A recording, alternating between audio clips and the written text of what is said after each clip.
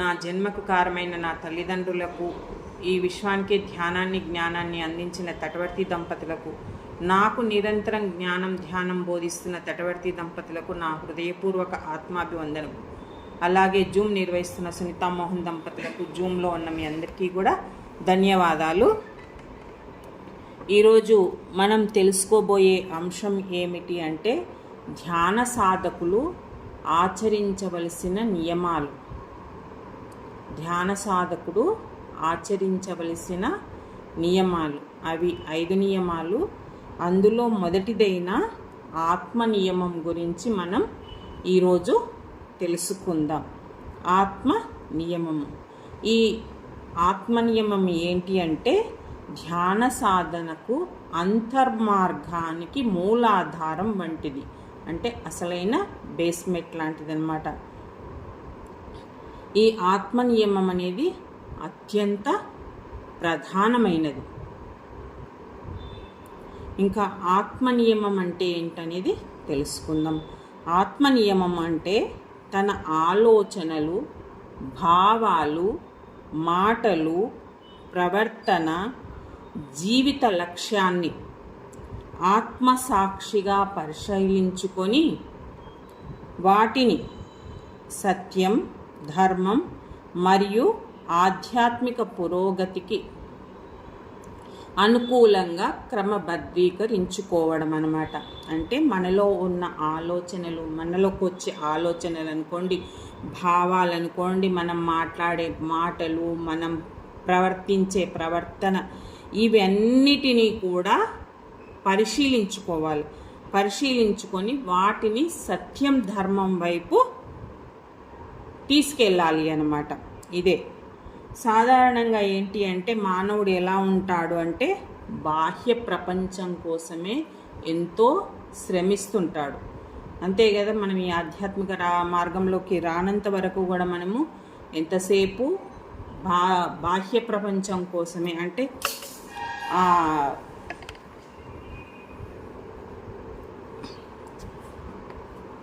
పిల్లల కోసం అనుకోండి, సంసారం కోసం అనుకోండి, మగవాళ్ళైతే ఉద్యోగాలు, అంటే సంసారం నడపడానికి ఉద్యోగాలు అనుకోండి, ఏదో ఒకటి బాహ్య ప్రపంచం కోసం మాత్రమే శ్రమిస్తారు ఈ మార్గం తెలవనంత వరకు. కానీ ధ్యానంలోకి వచ్చినాక ధ్యాన సాధకుడు ముందుగా తన అంతరంగాన్ని తెలుసుకోవాలి. తనలో ఉన్న, అంటే తన అంతరంగంలో ఏమేమి ఉంటాయి అంటే తనలో ఉన్న బలహీనతలు అనుకోండి, కోపము, కోరిక, అసూయ, అహంకారం, భయం, వీటిపైన అన్నీ తెలుసుకొని వీటిపైన ఆధిపత్యం సాధించాలి. అంటే వాటినన్నిటినీ తన కంట్రోల్లోకి తీసుకురావాలి అన్నమాట. ఈ ఆత్మనియమం యొక్క ప్రధాన ఉద్దేశం ఏంటి అంటే ఇదే అన్నమాట. ఎప్పుడైతే అంటే ఇవన్నీ ఎలా సాధ్యమవుతాయి అంటే ధ్యానం ద్వారా సాధ్యమవుతాయి. అంతే కదా, ధ్యానంలోకి రాకముందు మనకి ఎలాంటి ఉండవు, అంటే అన్నీ ఉంటాయి. కోపము ఉంటుంది, ద్వేషం ఉంటుంది, అసూయ ఉంటుంది, ఎవరో ఒక్కళ్ళు లేకుంటుంది. కానీ ధ్యాన మార్గంలో రానంత వరకు ఎప్పుడో ఒకప్పుడు ప్రవర్తిస్తూనే ఉంటారు. ఎప్పుడైతే ఈ ధ్యాన మార్గంలోకి వస్తారో అప్పుడే వీటిపైన కొంత అంటే ఇప్పుడు మన జూమ్లోనే మనం వింటున్నాం, ఎంతోమంది కోపాలు తగ్గాయి అంటున్నారు, నా మనసు ప్రశాంతంగా ఉంటుందంటున్నారు, నాలో అసూయ పోయిందని, ఇవన్నీ చెప్పుకుంటున్నాం, వింటున్నాం. ఇవన్నీ అంటే ఈ ధ్యానం చేయడం ద్వారా మన మనసు ఎప్పుడైతే ప్రశాంతం అవుతుందో అప్పుడు ఇవన్నీ సాధ్యం అవుతాయన్నమాట. ఆ ప్రశాంతత నిలకడగా ఉండాలి అంటే ఈ ఆత్మ నియమం అనేది తప్పనిసరిగా అన్నమాట. మరి ఆత్మ నియమం యొక్క మొదటి అంశం ఏంటి అంటే ఆత్మ పరిశీలన. ఏంటి ఆత్మ పరిశీలన? ఏంటి ఆత్మ పరిశీలన అంటే ప్రతిరోజు మనం ఏం ఆలోచిస్తున్నాం, ఎలాంటి మాటలు మాట్లాడుతున్నాం, ఎలాంటి పనులు చేస్తున్నాం అనే విషయాలను నిష్పక్షపాతంగా పరిశీలించుకోవాలి. మనం చేసే పనులు కానీ, మాట్లాడే మాటలు కానీ, ఏం ఆలోచిస్తున్నాం, ఎలాంటి మంచి ఆలోచన ఆలోచిస్తున్నామా, నెగిటివ్గా ఆలోచిస్తున్నామా, ఇతరుల తప్పులను వెతుకుతున్నామా.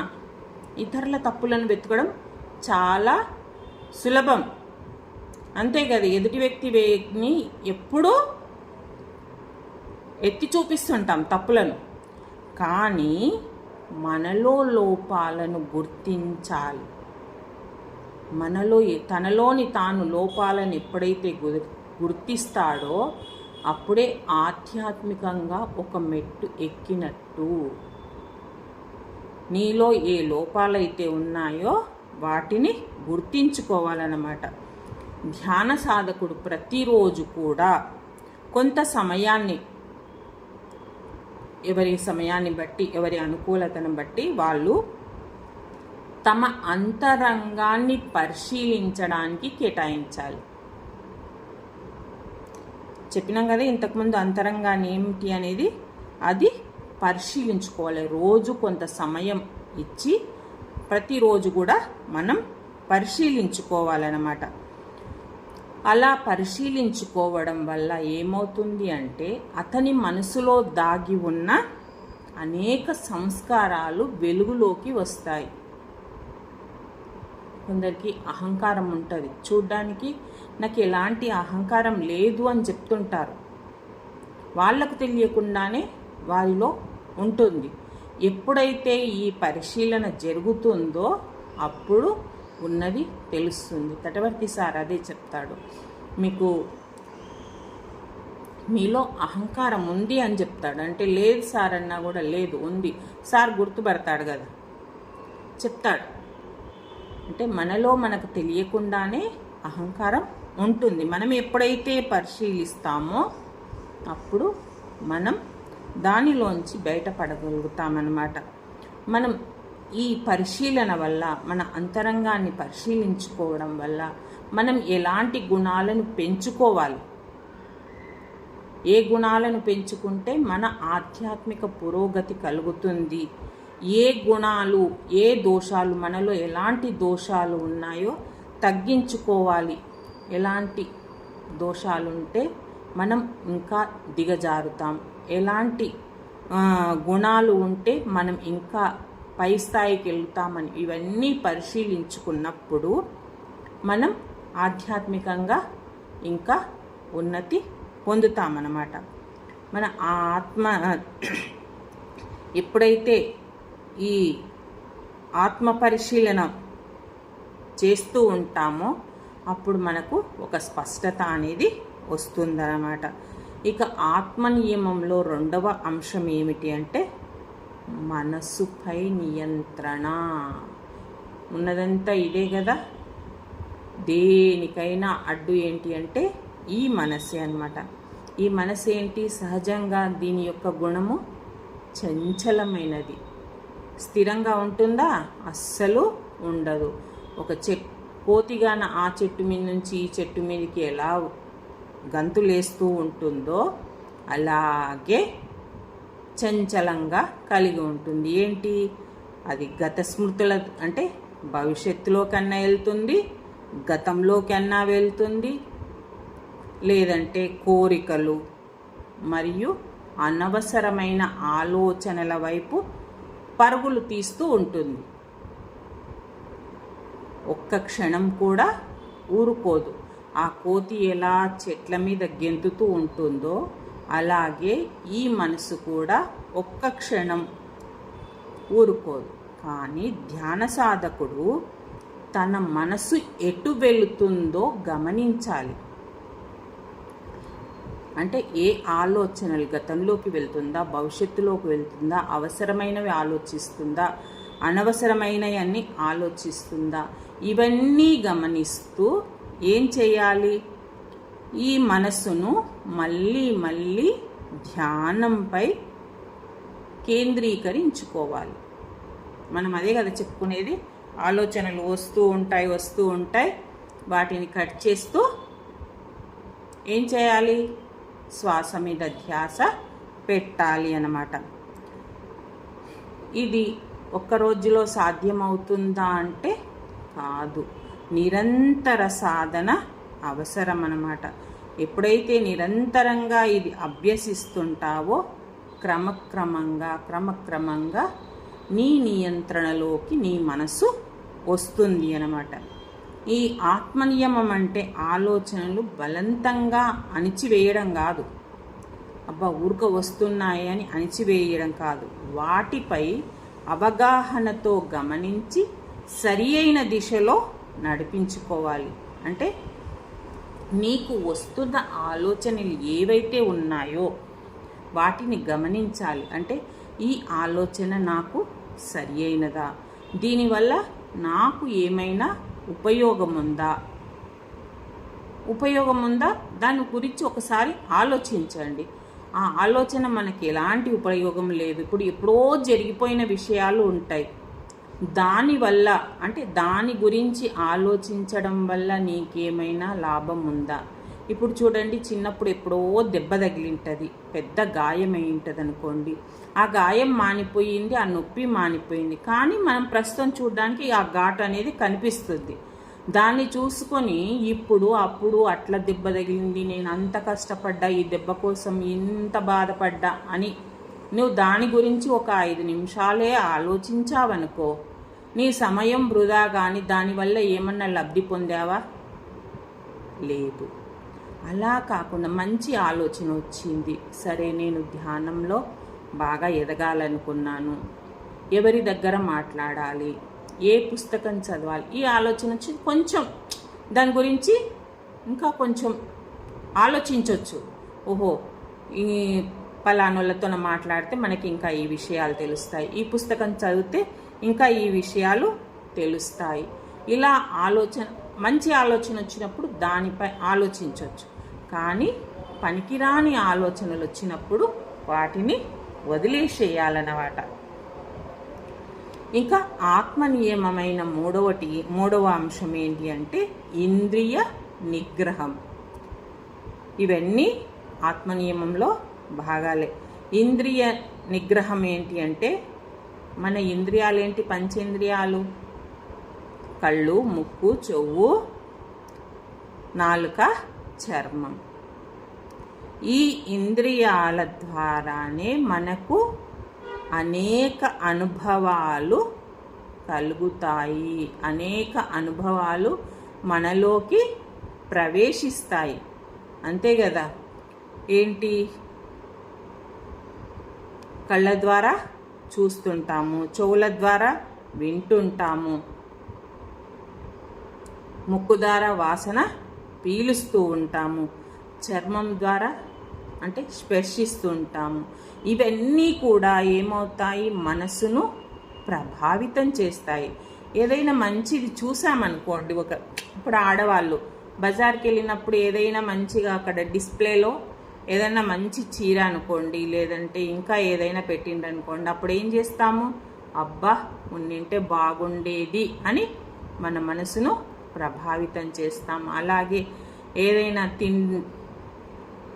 మన పక్కింట్లోనే ఏదైనా మంచి వంట చేసి స్మెల్ వస్తుంది అనుకోండి, ఏమనుకుంటాం? అప్పుడే అనిపిస్తుంది, ఎవరికైనా అనిపిస్తుంది, అబ్బా మనం కూడా చేసుకుంటే బాగుండేది, లేకుంటే వాళ్ళు కొంచెం పంపించినా బాగుండేది అని అనుకుంటాం. ఇలా మనసు ప్రభావితం చేస్తాయన్నమాట.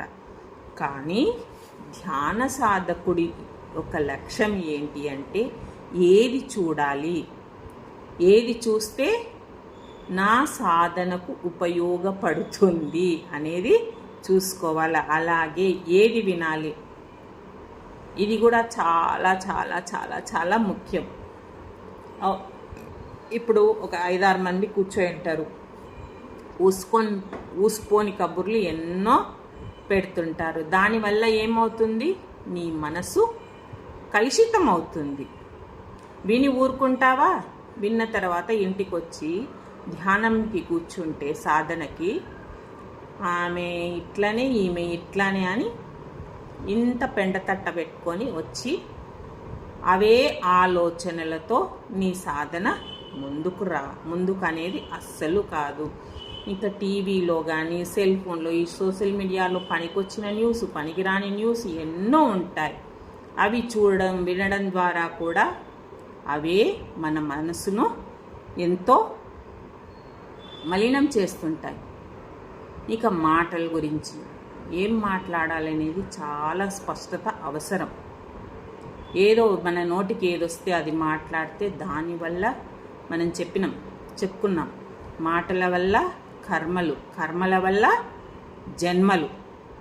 అందుకని మనం ఏది మాట్లాడాలో అనేది కూడా చాలా చాలా అవసరం. అలాగే ఏది తినాలి, ఈ తిండి విషయం కూడా ధ్యాన సాధకుడికి చాలా చాలా అవసరం. ముఖ్యంగా ధ్యాన సాధనంలోకి వచ్చినారంటే ధ్యానం ఎంత ముఖ్యమో ఈ ఆహారం కూడా, అంటే నీవు తీసుకునే ఆహారం కూడా చాలా ముఖ్యము. వెల్లుల్లి కానీ, మాంసాహారం కానీ, నిల్వ ఒక 2-3 రోజులు నిల్వ ఉన్న పదార్థాలు కానీ ఇవన్నీ కూడా మనము తీసుకోకూడదు. దీనివల్ల ఎన్నో నష్టపోతాం. తటవర్తి సార్ అదే చెప్తాడు, ధ్యానం ఎంత ముఖ్యమో, శ్వాస మీద ధ్యానం ఎంత ముఖ్యమో ఆహారం కూడా అంతే ముఖ్యము అని చెప్తాడు.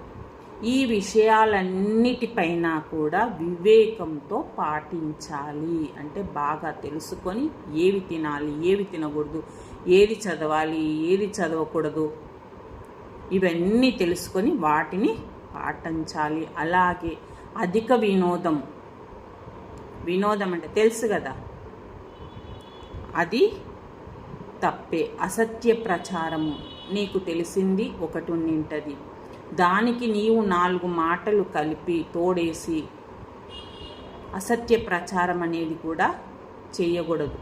దానివల్ల కూడా ఏమవుతుంది, నీవు కర్మలు చుట్టుకుంటాయి. అంతే కదా.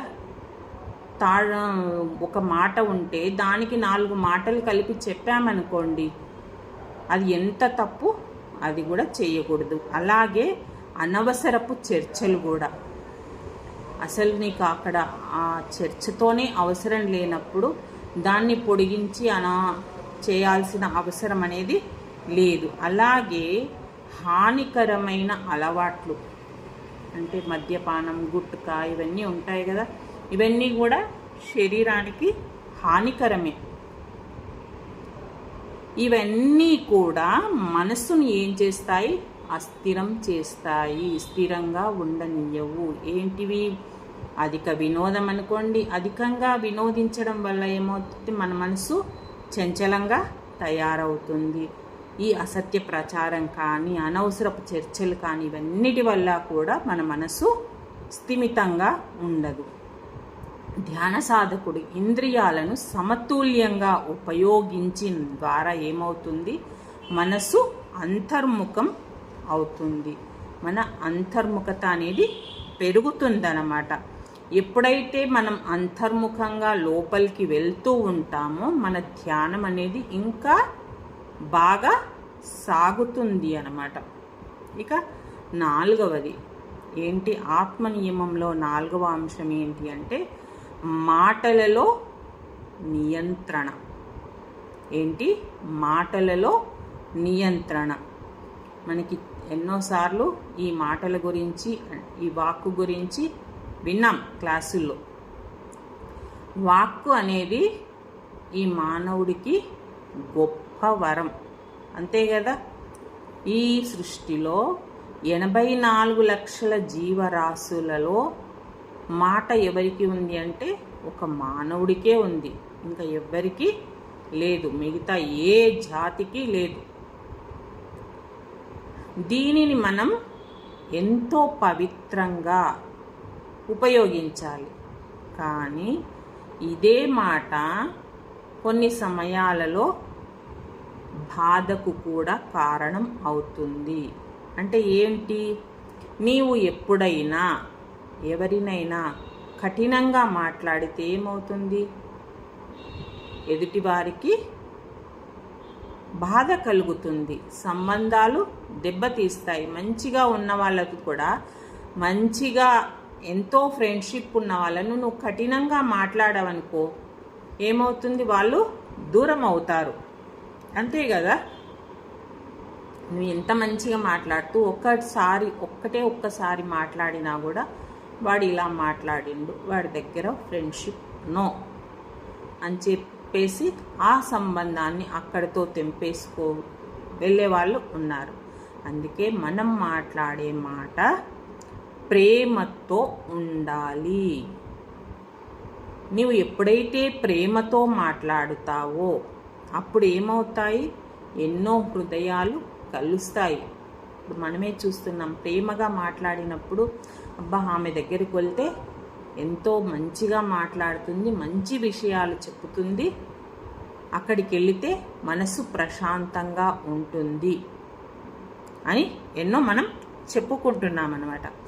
ఇంకా ఈ ధ్యాన సాధకుడు ఏం చేయాలి అంటే మాట్లాడే ముందు నేను మాట్లాడే మాట సత్యమైనదా అసత్యమైనదా అనేది మనం ఆలోచించుకోవాలి. అలాగే ఈ మాట నేను మాట్లాడడం అవసరమా, ప్రస్తుతము మాట్లాడకుండా నడుస్తుందా, అంత అవసరం ఉంటే మాట్లాడాలి, లేదంటే మౌనమే శ్రేయస్కరము. నేను ఈ మాట మాట్లాడడం వల్ల ఎవరికైనా హాని కలుగుతుందా, శ్రేయస్కరంగా ఉంటుందా, ఇది కూడా ఆలోచించుకోవాలి. ఉపయోగం లేని మాట మాట్లాడొద్దు. మనం పత్రిగారు చెప్పారు కదా, నీకు ఉపయోగపడని మాట నీ నోటి నుంచి రావద్దు, లేదా ఇతరులకైనా ఉపయోగపడితేనే ఆ మాట నీ నోటి నుంచి రావాలి, లేకుంటే అస్సలు మాట్లాడవద్దు. మన ఈ ధ్యాన మార్గంలోకి వచ్చిన తర్వాత ఎంత తక్కువగా మాట్లాడితే అంత ఉత్తమం. ఇంకా అర్థవంతంగా మాట్లాడాలి. నీవు మాట్లాడే ప్రతి మాట కూడా దానికి అర్థవంతంగా అనేది ఉండాలి అన్నమాట. ఇంకా ఇతరులను గౌరవిస్తూ మాట్లాడాలి. కొందరు మాట్లాడతారు, రావే పోవే, లేదంటే అసలు సరే వాళ్లకు పేరు పెట్టన్నా చెప్పొచ్చు, లేదా అండి అనన్నా సంబోధించవచ్చు. అలా కాకుండా ఏదో ఒక గోడలను పిలిచినట్టు, ఏదో గోడలకు చెప్తున్నట్టు కొందరికి ఉంటుంది ఈ లక్షణం. అది తప్పు. సరే నీకు వరుస పెట్టి, ఇప్పుడు కొందరు వరుసలు పెట్టి మాట్లాడతారు, అలా ఓకే. పేరు పెట్టి లేదండి ఇది అండి అని చెప్తే ఎంత బాగుంటుంది, ఎంతో గౌరవం. నా ఎన్టీ రామారావు పెద్ద ఆయన, ఇప్పుడు జూనియర్ కాదు సీనియర్ ఎన్టీ రామారావు, తన మనమండ్లను కూడా గారు అని సంబోధించేవాడట. పేరు పక్కన గారు అని సంబోధించేవాడట. మనమండ్లు అంటే ఏమనుకుంటాం, రారా పోరా ఒరే బొసే అన్నట్టు మాట్లాడుతుంటాం. కానీ ఆయన మనమండ్లను కూడా అలా సంబోధించేవాడట. మనం అది నేర్చుకోవాలి. ఏముంది మన వాళ్ళే కదా, ఎట్లా మాట్లాడితే ఏముంది అని అనుకుంటాం, కానీ అది చాలా తప్పు. మీకు ఎలా వస్తే అలా ఏది రాకపోతే పేరు పక్కన గారు అని పిలవండి, చెప్పండి. ఎంతో అందంగా, చూడడానికి వినడానికి ఎంతో అందంగా ఉంటుందబ్బా. నువ్వు ఆ ఒక్క మాటని ఎంతో సంస్కారవంతంగా కనిపిస్తుంది. అబ్బా ఆమె ఎంత బాగా పిలుస్తుంది, ఎంత సంస్కారం ఉంది అనేది తెలుస్తుంది. అందుకని మనం ఇతరులను గౌరవిస్తూ మాట్లాడాలి. ఇదంతా కూడా ఆత్మ నియమంలో ఒక భాగమే అన్నమాట. ఈ వాక్ సంయమనం అనేది ఉన్నవారిలో మనశ్శాంతి సహజంగా పెరుగుతుంది. ఎప్పుడైతే వాక్కు మనం సరియైన విధంగా ఉపయోగిస్తామో అప్పుడు మనకు మనశ్శాంతి సహజంగా పెరుగుతుందన్నమాట. ఇక ఆత్మనియమంలో 5వ అంశం ఏమిటి అంటే భావోద్వేగ సమతుల్యత. అంటే ఎలా మనం ఏం భా ఉద్వేగపడుతుంటాం కదా, కష్టం వచ్చినప్పుడు, నష్టం వచ్చినప్పుడు, అవి సమతుల్యం గురించి అనమాట. కొందరికి జీవితంలో సుఖం వచ్చినప్పుడు ఏం చేస్తుంటారు, అతిగా పొంగిపోతుంటారు. అబ్బా నాకే వచ్చింది. ఇప్పుడు ఒక ₹1,00,00,000 సంపాదించిండ్రు అనుకోండి, మేము ₹1,00,00,000 సంపాదించామని ఎంతో ఉప్పొంగిపోతూ ఉంటారు. అలా కాకుండా నీకు సుఖం లభించినా, డబ్బు లభించినా, ఏది కలిగినా కూడా పొంగిపోకుండా, అలాగే కష్టం వచ్చినప్పుడు, ఎన్నో కష్టాలు వస్తూ ఉంటాయి, ఆ కష్టం వచ్చినప్పుడు కూడా నిరాశతో ఉండకుండా, ఏదైనా చిన్న కష్టం వస్తేనే అబ్బా ఈ కష్టం వచ్చింది అని ఎంతో బాధపడుతుంటాయి.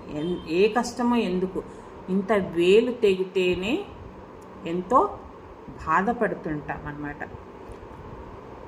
అలా మునిగిపోకుండా సమభావంతో, సరే కష్టం వచ్చింది పోతుంది, ఒక రోజు ఉంటుంది, రెండో రోజు ఉంటుంది, మూడో రోజుకు వెళ్ళిపోతుంది. సుఖం వచ్చింది, ఎంతో డబ్బు వచ్చింది, ఏవో వచ్చినాయి, అవైనా ఉంటాయా అంటే అవి కూడా శాశ్వతం కాదు. ఏది వచ్చినా పోయేదే. ఈ సృష్టిలో మనకి ఏది లభించినా కూడా శాశ్వతంగా ఏది మనకు ఉండదన్నమాట.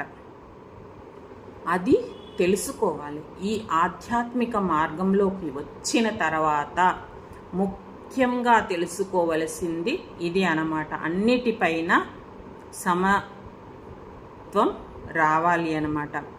కోపం, భయము, ద్వేషము, అసూయ వంటివన్నీ కూడా ఏం చేస్తాయి, మన శక్తిని తగ్గిస్తాయి. ఇది అనుభవమే కదా. కోపం వచ్చినప్పుడు ఎంత ఎనర్జీ లాస్ అవుతాం, చాలా ఎనర్జీ లాస్ అవుతాం. మనది మనమే పరీక్షించుకోవచ్చు, వేరే వాళ్ళది ఏది అవసరం లేదు. అది మనకే స్వతహాగా అనుభవం అవుతుంది. కోపం వచ్చినప్పుడు కానీ, భయం వచ్చినప్పుడు కానీ, ద్వేషం వల్ల కానీ, వీటి వల్ల కూడా, అన్నిటి వల్ల కూడా మన శక్తిని ఎంతో తగ్గించుకున్న వాళ్ళం అవుతాం. అదే స్థానంలో ప్రేమ, కరుణ, సహనము, కృతజ్ఞత వంటి సద్గుణాలు ఏం చేస్తాయి, ఇవన్నీ మన అంతరంగాన్ని పవిత్రం చేస్తాయి. అంతే కదా. ప్రేమగా మాట్లాడినప్పుడు ఎంత ఆనందంగా ఫీల్ అవుతాం లోపల. ఎన్నోసార్లు ఇవి అంటే మనం ప్రతిదీ కూడా పరిశీలించుకుంటే మన అనుభవంలోకి వస్తుంది. కానీ మనము అంటే ఈ ధ్యాన మార్గంలోకి రానంత వరకు కూడా ఏదో మాట్లాడాం, ప్రేమగా మాట్లాడినా, ద్వేషంగా మాట్లాడినా, ఏది మాట్లాడినా మనం అనుభవంలోకి అంటే అవి వచ్చినా కూడా పట్టించుకోము. కానీ ఇప్పుడు తెలుస్తుంది, ప్రేమగా మాట్లాడితే మన హృదయం ఎంత స్పందిస్తుంది, కోపంగా మాట్లాడితే ఎలా ఉంటుంది అనేది ఇప్పుడు అనుభవంలోకి వస్తుందన్నమాట. అందుకే ఎప్పుడు కూడా ధ్యాన సాధకుడు ప్రేమతో ఉండాలి, కరుణతో ఉండాలి, ఇంకా సహనంతో ఉండాలి. ఎవ్వరు ఏది చేసినా కృతజ్ఞతాభావంతో ఉండాలి. సమయానికి ఏదో మనకి అందించిండు. ఇప్పుడు క్లాస్కి వెళ్ళినప్పుడు మన దగ్గర పెన్నే లేదు అంటే అయిపోయిందో ఏదో ఒకటి అయింటుంది. మనకి ఆ టయానికి అక్కడ చెప్పే సబ్జెక్ట్ రాసుకోవాలంటే పెన్ను తప్పనిసరిగా అవసరం. పక్క వాళ్ళని అడిగితే ఇచ్చిటు, వాటిపై కృతజ్ఞత కలిగి ఉండాలి. ఈయన ఇచ్చింది పెన్నే కదా, దానికోసం అవసరమా అంటే ఇలాంటి వాళ్ళు కూడా ఉన్నారు, అందుకని చెప్తున్నాను. అలా కాకుండా కృతజ్ఞత కలిగి ఉండాలి. ఆ సమయానికి ఇప్పుడు ఆ నోట్స్ ఎంతో ముఖ్యంగా ఉంటాయి. ఆ రోజు బాగా అస్సలైన సబ్జెక్టే చెప్తుంది, ఇంపార్టెంట్ సబ్జెక్టే ఉంది. అదైతే మిస్ అవుతాం కదా రాసుకోకుంటే. అప్పుడు నీకు మళ్ళీ కావాలంటే దొరుకుతుందా? దొరకదు. కాబట్టి ప్రతి దానిపైన కూడా కృతజ్ఞతాభావం కలిగి ఉండాలి అన్నమాట. ధ్యాన సాధకుడు ఇంకా ఏంటి అంటే తన భావాలను అర్థం చేసుకొని, అంటే తనలో కలిగే భావాలను అర్థం చేసుకొని వాటిని సృజనాత్మక దిశలోకి మలుచుకోవాలి. నీలో ఎలాంటి భావాలు కలుగుతున్నాయి. ఒకవేళ చెడు భావాలు వస్తున్నాయి, వాటిని పాజిటివ్గా తీసుకోవాలి. ఒకవేళ బాగా కోపంలో ఏవో మాటలు వచ్చేస్తున్నాయి, వాటిని అలా కాకుండా మనం పాజిటివ్గా థింక్ చేయాలన్నమాట. అప్పుడు ఏమవుతుంది, ధ్యానం ఇంకా మనము లోతుల్లోకి చేసుకోగలుగుతామన్నమాట. ఇది కూడా ఆత్మ నియమానికి చాలా చాలా ముఖ్యమన్నమాట. చూడండి, ఆత్మ నియమాలు అంటే కేవలం నియమాలు పాటించడం మాత్రమే కాదు. మరి ఏం చేయాలి? జీవనాన్ని చైతన్యపూర్వకంగా జీవించాలి. ఏదో మాటలు వాళ్ళు చెప్పిండ్రు ఇంతే కదా అనుకుంటే కాదు, మనం ఎప్పుడూ కూడా చైతన్యపూర్వకంగా ఉత్సాహంగా జీవించాలన్నమాట. అంటే ఉదయం లేచినప్పటి నుంచి రాత్రి నిద్రపోయే వరకు కూడా ప్రతి పనిని అవగాహనతో చెయ్యడం. నువ్వు లేచినప్పటి నుంచి ఏంటి ఇప్పుడు మనం అంటే ఈ ధ్యాన మార్గంలోకి రానంత వరకు అంతే ఏదో యాత్రికంగా ఏదో చెయ్యాలి. టైం అవుతుంది, పిల్లలకు స్కూల్ టైం అవుతుంది, భర్తకు ఆఫీస్ టైం అవుతుంది. ఇదే ఒత్తిడిలో ఏం చేస్తున్నాము, ఏం తింటున్నాము అనే ఆలోచన. అంటే వంట చేస్తాము, ఎంత వేయాలో అంత వేసి చేస్తుంటాము, కానీ ఉరుకులు పరుగులు. అలా కాకుండా ప్రతి పనిని అవగాహనతో చేయాలి. అందుకు నా కోడలే చాలా ఉదాహరణ. ఆమె కూరగాయలు తరుగుతున్నా, మిక్సీకి వేస్తున్నా, ప్రతిదీ ఎంత పరిశీలనతో చేస్తుందంటే అంత పరిశీలనతో చేస్తుంది. ఆమెను చూసి నేను నేర్చుకుంటున్నా. నేను చేసేదాన్ని ఇంతే కదా అన్నట్టు ఓ పని అటు ఓ పని ఇటు చేసేదాన్ని, 2-3 పనులు ఒకటేసారి పెట్టుకునేదాన్ని. కానీ అమ్మాయి అలా కాదు. ఏది చేస్తావో దానినే శ్రద్ధగా మనస్ఫూర్తిగా మనసులో ఏవో ఆలోచిస్తూ కూడా కాదు. అలా చేయడం వల్ల కూడా ఆ ఆహారం మీద అంటే నీ ఆ భావాలు ఆ ఆహారం మీద చూపిస్తాయి. దీనికి మనం ఎన్నోసార్లు కథలు చెప్పుకున్నాం కూడా. ఏంటి, మహాత్మా గాంధీ జైల్లో ఉన్నప్పుడు ఎప్పుడూ చేసే వంటవాడు కాకుండా ఇంకొక వంటవాడు చేశాడట వంట. ఆ రోజు తిన్న తర్వాత అతనికి బాగా వామిటింగ్స్ అయ్యాయంట గాంధీ మహాత్ముడికి. అప్పుడు వెళ్ళి జైలర్ని అడిగాడంట, ఈరోజు వంట ఎవరు చేశారంటే, రోజు చేసేవాడు రాలేదు, ఇంకో అతను చేశాడు, అతడు మాంసాహారి, అతడు దొంగ. అంటే ఆ ఆహారంపై అతని ప్రభావం ఉంది అన్నమాట. అందుకే మనం ఏ పని చేస్తున్నా మనసు పూర్తిగా మన మనసును అక్కడ ఉంచి చేయాలి. ఇంకా ఆహారం తీసుకునేటప్పుడు కూడా ఇప్పుడు చాలా మటుకు ఏం చేస్తాం, ఆహారం తీసుకునేటప్పుడు ముందల టీవీ పెడతాము, ఆ టీవీలో ఫైటింగ్ వస్తుంటే గబగబా ఉంటుంది. అంటే ఆ సన్నివేశాలకు తగ్గట్టు మన లోపలికి ఆహారాన్ని పంపిస్తుంటాం. ఏమవుతుంది, అది కూడా అంటే ఆ టీవీలో ఏ సన్నివేశాన్ని వస్తుందో దాన్ని మన లోపలికి తీసుకుంటున్నాం. అది ఎవరికి తెలియదు. ఏముంది, చూస్తూనే తింటున్నాం కదా, అది అంత దూరంలో ఉంది, మేము ఈడ కూర్చొని తింటున్నాం కదా, ఎన్నో చెప్తుంటారు. కానీ నీవు తినేటప్పుడు ఏదైతే చేస్తున్నావో దాన్ని లోపలికి ఆహారంతో పాటు స్వీకరిస్తావు. ఇది తప్పనిసరిగా గుర్తుపెట్టుకోండి. పోనీ ఆధ్యాత్మికానికి సంబంధించి పెట్టుకోండి. తినేటప్పుడు ఏమవుతుంది, ఆ ఆధ్యాత్మిక ఇప్పుడు మా ఇంటి జోలి చెప్తాను, నా జోలి చెప్తాను. మేమేం చేస్తాము, మేము కొడుకు కోడలు మేము ముగ్గురం కూర్చొని తింటాము. అప్పుడు జై గణేష్ అనే సీరియలో లేదా తెనాలి రామనో ఆధ్యాత్మికానికి ఏవైతే సంబంధించి ఉన్నాయో అవి పెట్టుకుంటాం. లేదంటే మంచి పాటలు అంటే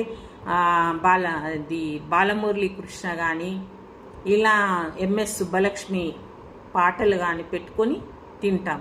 ఎందుకంటే అవి మన ఆహారంతో పాటు అవి కూడా మన లోపలికి వెళ్తాయి. ఏ సన్నివేశం చూస్తే అది మన లోపలికి వెళ్తుంది అన్నమాట. అందుకని మీరు టీవీ చూడాలి అనుకుంటే తినేటప్పుడు ఇలాంటివి పెట్టుకొని చూడండి.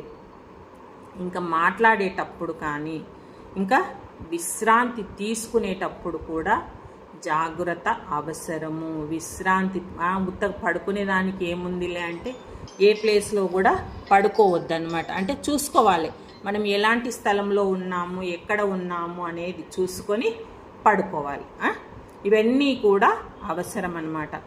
ఇవన్నీ జాగ్రత్తలు తీసుకునే కొద్దీ ఏమవుతుందంటే మన యాంత్రికంగానే జీవించాము. ఏదో తిన్నాము, ఏదో ఉన్నాము, ఏదో పడుకున్నాము అనే విధంగానే ఉన్నాము. వీటన్నిటి నుంచి కూడా మనం ఏమవుతాం, బయటపడతాం. అంతే కదా. ఇవన్నీ ప్రతిదీ ఆలోచించడం వల్ల ఏమవుతుంది, తినేటప్పుడు కానీ ఇది చేయకూడదు, ఇంకా మాట్లాడేటప్పుడు ఏం మాట్లాడుతున్నాం, ఎక్కడ విశ్రాంతిస్తున్నాం, ఇవన్నీ కూడా ఆలోచనల వల్ల వాటి నుంచి మనం బయటపడతాం. అప్పుడు ఏమవుతుంది, ప్రతి క్షణం కూడా మనకు స్పష్టత అనేది వస్తుంది అన్నమాట. ప్రతిదీ కూడా ఆ స్పష్టతను అనుభవించగలుగుతాం కూడా అన్నమాట. ఈ స్థితి ధ్యాన సాధనకు బలమైన పునాది అవుతుంది. అంతే కదా. ఇవన్నీ వచ్చినప్పుడు మన ధ్యానానికి ఇంకా ఎంతో పటుత్వం అనేది వస్తుంది అన్నమాట. ఇక ఆత్మనియమంలో నిజాయితీ అనేది కూడా చాలా ప్రధానమైనది. నిజాయితీ ఏంటి అంటే తనకు తానే నిజాయితీగా ఉండని వ్యక్తి ఆధ్యాత్మిక పురోగతికి సాధించలేడు. తనకు తానే నిజాయితీగా ఉండని వ్యక్తి ఆధ్యాత్మిక పురోగతి సాధించలేడు. ఈ వాక్యం బాగా బాగా బాగా బాగా మనం గుర్తుపెట్టుకోవాలి. అంతే కదా. నీకు నువ్వే నిజం చెప్పుకోకపోతే, నీకు నీకే నిజాయితీ లేకపోతే నీవు ఆధ్యాత్మికంగా ఎలా ఎదుగుతావు? ఇప్పుడు చూడండి, మనకి ఇంత సమయం సాధన చెయ్యండి అని చెప్తాం, చేస్తాము అని ఇక్కడ గురువు దగ్గర మాట ఇచ్చి నువ్వు చేయకపోతే నీకు ఎలా కలుగుతుంది పురోగతి? కలుగుతుందా? అది అబద్ధమే కదా. నిజాయితీ ఉన్నట్ట కాదు కదా. అది ఉండకూడదనమాట. అలాగే మనలో ఉన్న లోపాలను దాచిపెట్టకుండా అంగీకరించాలి. చాలామందికి అలవాటు ఉంటుంది, అంటే తనలో లోపాలను, ఎదుటి వాళ్ళ లోపాలను ఎత్తి చూపుతారు కానీ తన లోపాలను మాత్రం, ఒకవేళ ఎదుటి వ్యక్తి నీకు ఈ లోపం ఉంది అన్నా కూడా అంగీకరిస్తారా? అస్సలు అంగీకరించరు. కానీ ఒప్పుకునే స్థితికి నువ్వు రావాలి అన్నమాట. ఇంకా స్వార్థం కూడా తగ్గించుకోవాలి. చాలామందికి చాలా స్వార్థాలు ఉంటాయి. నా పిల్లలే తినాలి, నా మొగుడే తినాలి, నా బంధువులే తినాలి, వీళ్ళకే పెట్టాలి, ఇంకా కులస్తుల వరకు పోతారు, ఇట్లా ఎన్నో ఉంటాయి కదా స్వార్థం. అవన్నీ కూడా తగ్గించుకోవాలి. ఇవన్నీ చెయ్యడం వల్ల మన అంతరంగం పవిత్రత పెరుగుతుంది. అంతరంగం పవిత్రత పెరుగుతుంది అన్నమాట. అప్పుడు ఏమవుతుందంటే మనకు ఆత్మవిశ్వాసాన్ని ఇస్తుంది. ఎప్పుడైతే నీవు వీటన్నిటి పట్ల నిజాయితీగా ఉండగలుగుతావో అప్పుడు ఆత్మవిశ్వాసం కలుగుతుంది. ఎప్పుడైతే ఆత్మవిశ్వాసం కలుగుతుందో ధ్యానంలో నీకు స్థిరంగా నిలబడగలుగుతావన్నమాట. ఆత్మవిశ్వాసం కలిగినప్పుడే నువ్వు ధ్యానంలో స్థిరంగా ఉండగలుగుతావన్నమాట. ధ్యాన సాధకుడు ఆత్మనియం ఆచరించేటప్పుడు అతనిలో క్రమంగా చాలా మార్పులు చోటు చేసుకుంటాయి. ఏంటి అంటే మనసు ప్రశాంతత అవుతుంది, ఆలోచనలలో స్పష్టత వస్తుంది, ఇంకా నిర్ణయ శక్తి మెరుగుపడుతుందంటే ఏదైనా నిర్ణయం తీసుకోవడానికి ఆలోచించి నిర్ణయం తీసుకుంటాం అన్నమాట. ఇంకా జీవిత సమస్యలపై సమతుల్యత ఎదుర్కొనే శక్తి కలుగుతుంది. ఏ సమస్య వచ్చినా అది మంచిది కానివ్వండి, చెడుది కానివ్వండి, ఏది వచ్చినా కూడా దాన్ని సమంగా తీసుకునే శక్తి కూడా కలుగుతుంది. ఇంకా ఏంటి అంటే అస్సలైనది తన అసలు స్వరూపాన్ని తెలుసుకోవాలనే ఆధ్యాత్మిక తపన మరింత బలపడుతుంది. ఈ మాట బాగా నోటెడ్ చేసుకోండి. తన అసలు స్వరూపం ఏంటి? తన అసలు స్వరూపం ఆత్మ. అది తెలుసుకోవాలనే తపన ఇంకా బలపడుతుందన్నమాట. ధ్యానం అనేది ఏదో ఒక పద్ధతిగా కాకుండా జీవన విధానంగా మార్చుకోవాలి. ఇది కూడా బాగా నోట్ చేసుకోవాలి. ఏదో ధ్యానం అంటే ఇప్పుడు రోజు మేడం 3 గంటలు చేయమన్నది, పొద్దున 1 గంట, మధ్యాహ్నం 1 గంట, సాయంత్రం 1 గంట చేస్తాము. అలా కాకుండా నువ్వు చేసే ప్రతి పనిని కూడా ధ్యానంలాగా చెయ్యాలి. ప్రతిదీ కూడా ధ్యానంలాగా చేయాలంటే నీ జీవన విధానమే ధ్యానంగా మారాలన్నమాట. ఇక చివరిగా మనం చెప్పుకోవాల్సింది ఏంటి అంటే ఈ ఆత్మ నియమం అనేది ధ్యాన సాధకుడికి హృదయం లాంటిది. అంటే మనిషికి హృదయం ఎంత ముఖ్యమో అలా ధ్యాన సాధకుడికి హృదయం వంటిది అన్నమాట ఈ ఆత్మ నియమం. ధ్యానం మనసును నిశ్చలంపరిస్తే ఆత్మ నియమము ఆ నిశ్చలతను జీవితంలోని ప్రతి రంగంలో నిలబెడుతుంది. ఆత్మ పరిశీలన ఇప్పుడు మనం చెప్పుకున్నాం కదా. ఆత్మ పరిశీలన, మనోనిగ్రహము, ఇంద్రియ నియంత్రణ, వాక్ సంయమనము, భావోద్వేగ సమతుల్యత, నిజాయితీ మరియు జాగృతత వంటి గుణాలను అభివృద్ధి చేసుకుంటూ ముందుకు సాగిన సాధకుడికి అంతరంగ శాంతిని, ఆత్మజ్ఞానాన్ని మరియు నిజమైన ఆనందాన్ని అనుభవించగలుగుతాడు. ఎప్పుడైతే ఇవన్నీ పాటిస్తాడో, ఏ ధ్యాన సాధకుడైతే ఇవన్నీ కూడా తూచా తప్పకుండా పాటిస్తాడో అప్పుడే ఆ జ్ఞాని నిజమైన ఆనందాన్ని పొందుతాడనమాట. అందువల్లనే ప్రతి ధ్యాన సాధకుడు కూడా ఆత్మ నియమాన్ని తన దైనందిన జీవితంలో అంటే రోజువారీ జీవితంలో ఆచరించి ఆధ్యాత్మిక మార్గంలో స్థిరంగా పురోగమించాలి.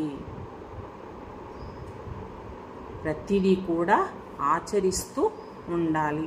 ఎప్పుడైతే ఆచరిస్తామో అప్పుడే మనం ముందుకు వెళ్తాము. ఓకే ఫ్రెండ్స్, మీ విలువైన సమయాన్ని ఇచ్చినందుకు